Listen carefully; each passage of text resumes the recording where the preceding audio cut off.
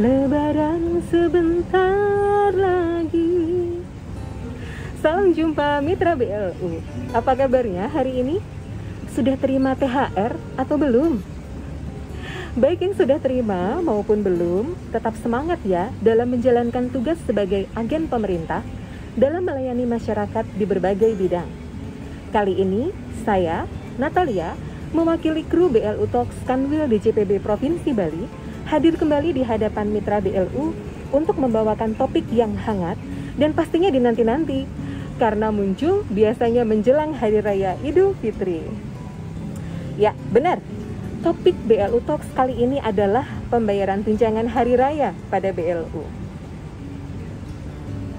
Mitra BLU, tunjangan Hari Raya atau sering kita singkat dengan THR tahun 2022 ini merupakan wujud penghargaan atas pengabdian kepada bangsa dan negara bagi aparatur negara, pensiunan, dan penerima tunjangan yang diberikan sebagai upaya untuk mempertahankan tingkat daya beli masyarakat melalui pembelanjaan aparatur negara, pensiunan, penerima pensiun, dan penerima tunjangan, sehingga dapat berkontribusi terhadap pertumbuhan ekonomi nasional dengan memperhatikan kemampuan keuangan negara. Ayo, sudah baca dasar hukum pengaturannya belum? Ada tuh dalam Peraturan Menteri Keuangan atau PMK nomor 75 tahun 2022 tentang petunjuk teknis pembayaran pemberian THR dan gaji ke-13 kepada aparatur negara, pensiunan, penerima pensiun, dan penerima tunjangan tahun 2022 yang bersumber dari APBN. Perlu dibaca dan dipelajari ya, supaya tidak keliru dalam implementasi. Nah, BLU Talks kali ini akan meringkas beberapa poin utama pengaturan dalam PMK tersebut, khususnya untuk pembayaran THR pada BLU.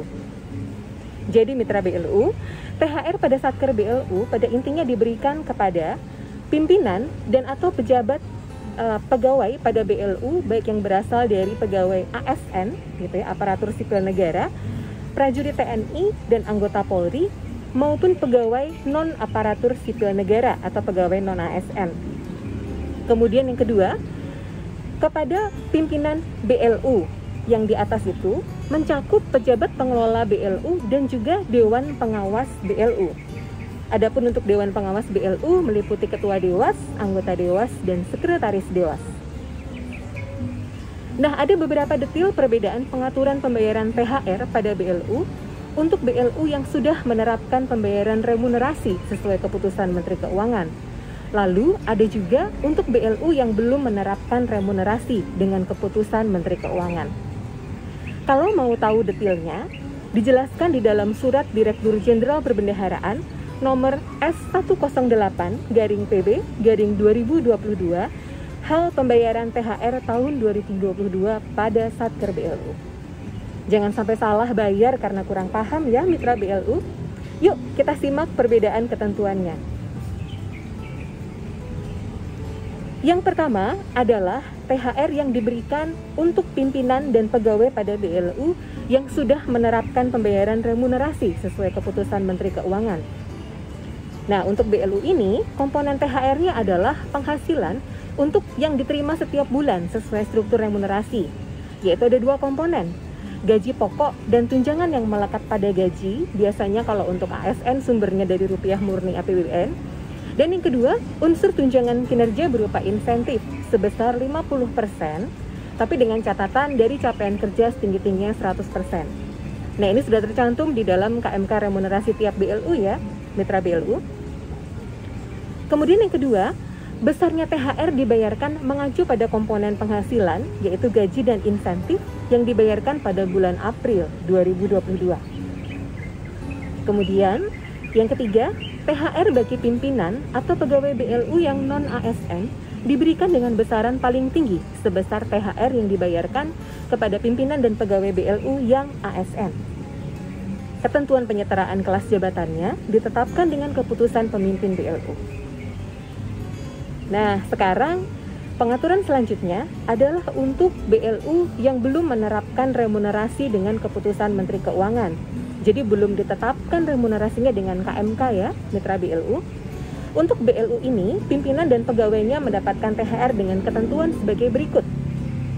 1. Pemberian THR mengacu pada pembayaran THR pada instansi pemerintah yang menjadi induk Satker BLU, yang komponennya terdiri dari gaji pokok dan tunjangan yang melekat pada gaji, dan 50% tunjangan kinerja, yang sumbernya tentunya dari rupiah murni. Kemudian ketentuan kedua, besarnya THR dibayarkan mengacu pada komponen penghasilan, yaitu gaji dan tukin yang dibayarkan pada bulan April 2022. Nah, yang ketiga, ini ketentuan bagi pegawai BLU yang non-ASN. Bisa juga mendapatkan THR, tapi harus memenuhi ketentuan sebagai berikut, yaitu A, merupakan warga negara Indonesia. Kemudian B, saat peraturan pemerintah tentang THR tahun 2022 ini diundangkan, telah melaksanakan tugas pokok organisasi secara penuh dan terus-menerus, minimum 1 tahun sejak pengangkatan atau penandatanganan perjanjian kerja. Kemudian C, pendanaan belanja pegawai dari APBN termasuk PNBP BLU ya. Dan D, diangkat oleh pejabat yang memiliki kewenangan dan atau telah menandatangani perjanjian kerja sesuai dengan peraturan. Nah, apabila pegawai BLU yang non-ASN tidak memenuhi keempat ketentuan tadi mengenai masa kerja minimum, maka THR dapat juga diberikan dalam hal telah menandatangani perjanjian kerja yang tadi dimaksudkan, dan dalam perjanjian kerja tersebut dinyatakan berhak menerima THR. Nah, besaran THR-nya dicantumkan dalam perjanjian kerja atau kontrak atau surat keputusan kepegawaian. Jadi, lihat kembali perjanjian kinerjanya atau perjanjian kerjanya ya. Timbul pertanyaan dong, bagaimana dengan pembayaran THR untuk Dewas BLU? Nah, untuk Dewas BLU silahkan mengacu pada ketentuan dalam KMK remunerasi pada tiap BLU.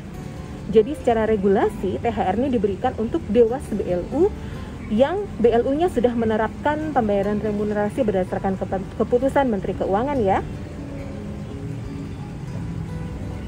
Nah, mitra BLU, hal-hal lain apa yang perlu diperhatikan selain tadi ketentuan yang banyak sekali di atas ya? 1. Jika pimpinan atau pegawai BLU menerima lebih dari 1 THR yang bersumber dari APBN, maka THR yang dibayarkan hanya 1 yang nilainya paling besar. Cross check ya, agar tidak ada pembayaran atau pembebanan berganda. Bisa jadi loh, dimungkinkan ada pimpinan atau pegawai BLU yang menerima lebih dari 1 THR yang sumbernya dari APBN. Jadi pilih 1 yang paling besar, oke? Kemudian yang kedua, THR ini dikenakan pajak penghasilan dengan ketentuan ditanggung oleh pemerintah, baik untuk sumber rupiah murni maupun sumber PNBP BLU. Untuk sumber rupiah murni, ketentuan mengenai pajak penghasilannya sesuai mekanisme yang dilakukan untuk gaji dan tunjangan sumber rupiah murni. Sedangkan untuk sumber dari PNBP BLU, pajak penghasilannya ditanggung melalui akun belanja gaji dan tunjangan yang digunakan dalam pembayaran remunerasi sumber PNBP BLU. Nah, ketentuan lain lagi yang perlu diperhatikan adalah bahwa pembayaran THR ini dibayarkan paling cepat 10 hari kerja sebelum tanggal hari raya, namun juga dapat dibayarkan setelah tanggal hari raya. Jadi jangan khawatir ya mitra BLU. Dan kemudian yang terakhir yang tidak boleh ditinggalkan, bahwa pembayaran THR ini harus dianggarkan dalam DIPA BLU berkenaan dengan memperhatikan kemampuan keuangan BLU. Jadi cek PNBP BLU masing-masing maupun ketersediaan anggaran rupiah murninya.